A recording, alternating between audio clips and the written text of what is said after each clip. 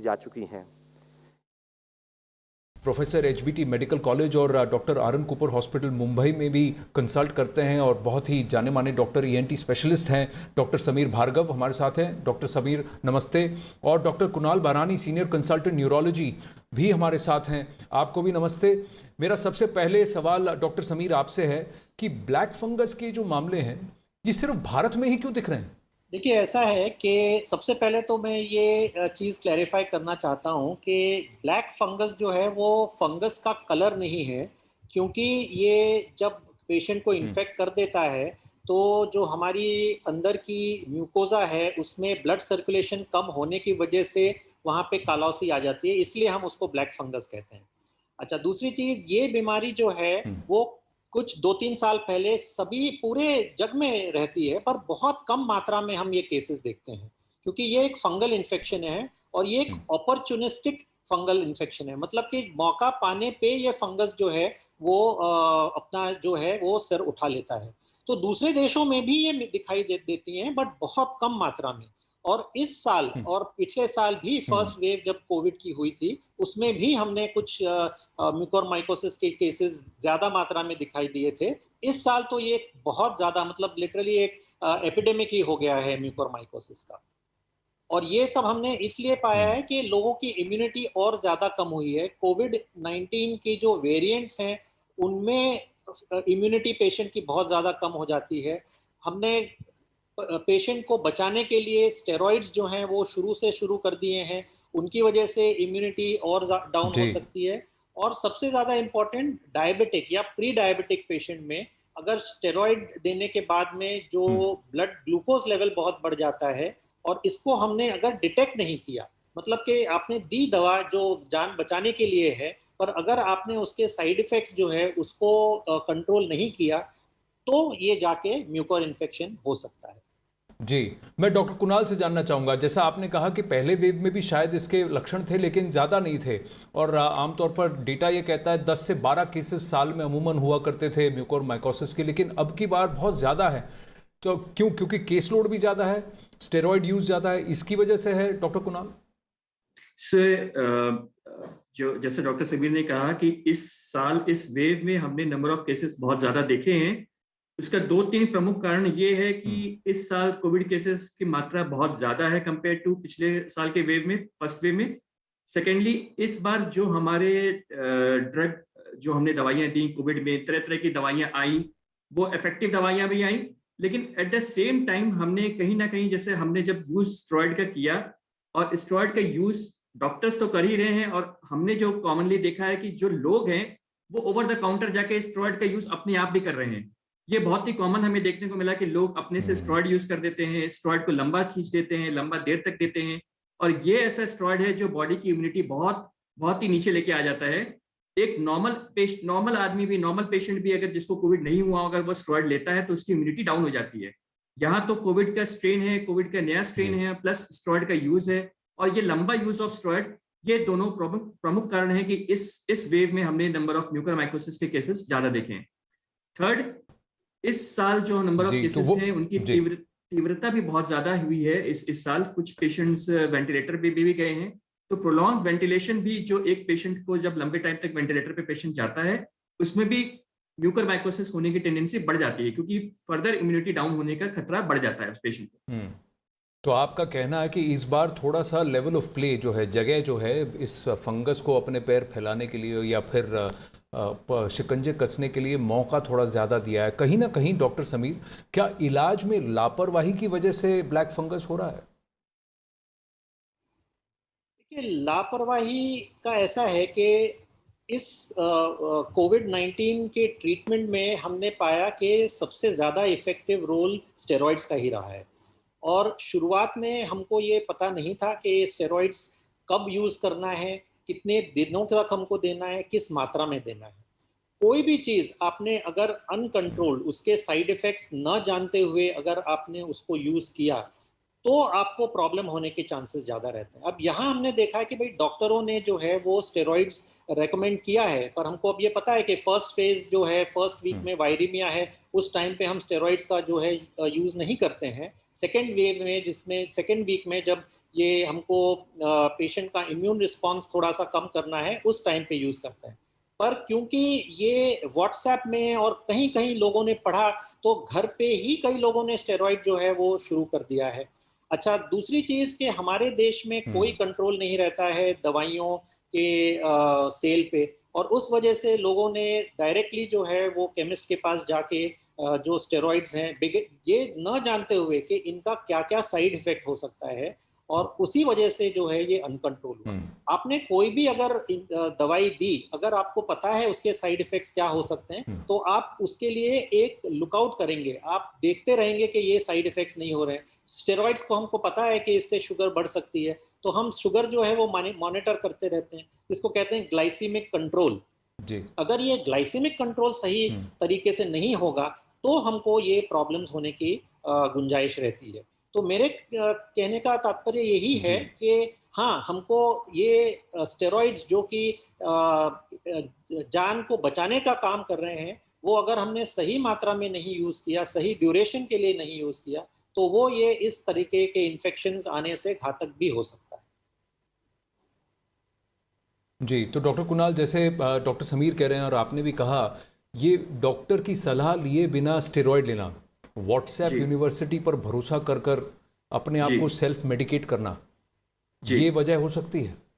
ये बहुत कॉमन वजह देखने को मिली है, और ये ऐसे पेशेंट्स आते भी हैं जो 2-2 हफ्ते 3-3 हफ्ते स्टेरॉइड का यूज कर रहे हैं, और एक बार कंसल्ट अगर डॉक्टर को आपने किया, तो हर पेशेंट को यही कहा जाता है कि आप निरंतर डॉक्टर के टच में रहें, भले उनसे वीडियो कॉल करें, भले उनसे मिले आके, लेकिन एटलीस्ट टच पे रहें।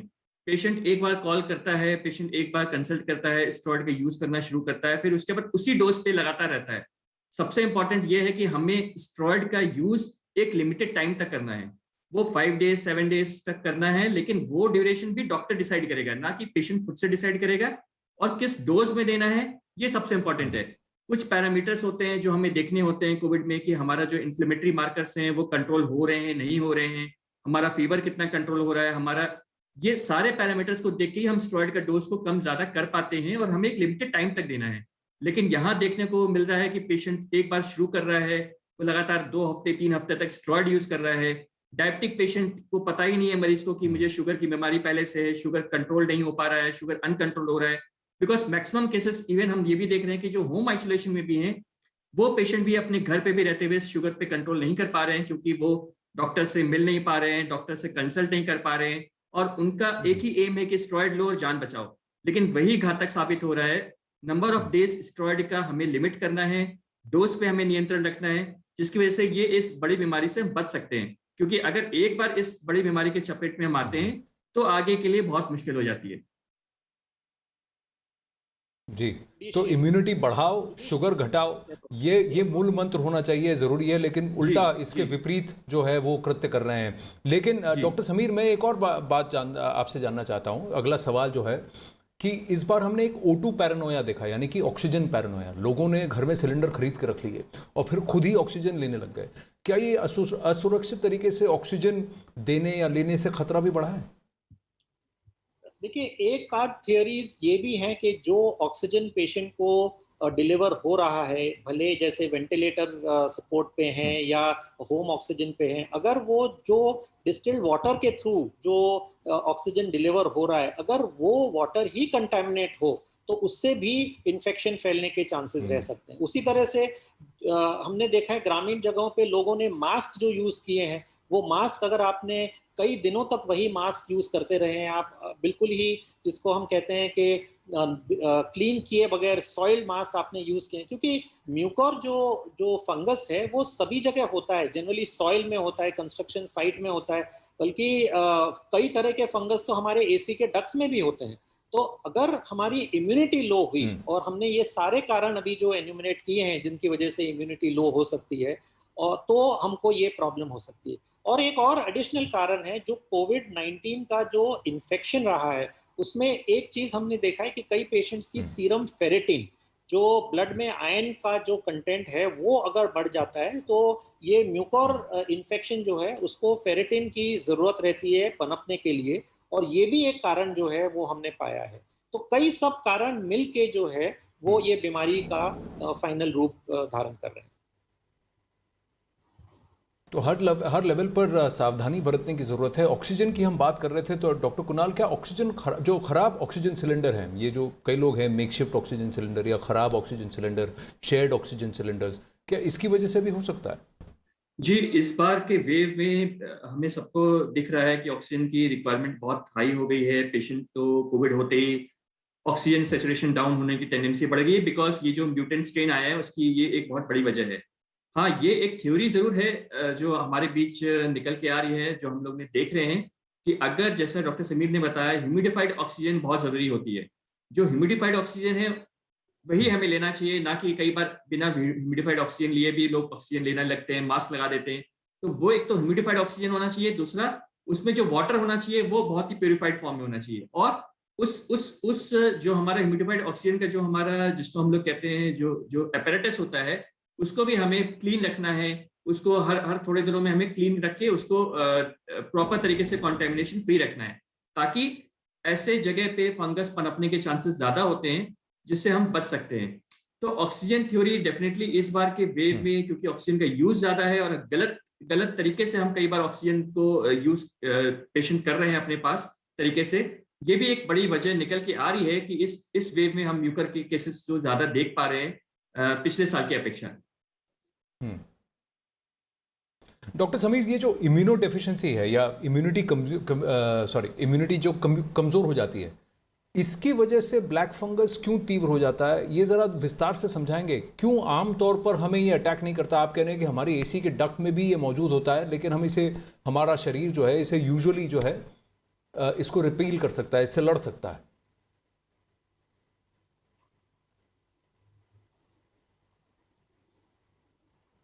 नहीं, बिल्कुल, क्योंकि हमारे शरीर में जो फॉरेन बॉडी अंदर जाती है, एक फैकोसाइटिक मैकेनिज्म रहता है, जिससे ये बॉडी उसको अटैक करके उसको जो है वो शरीर से निकाल देती है, निगल जाती है।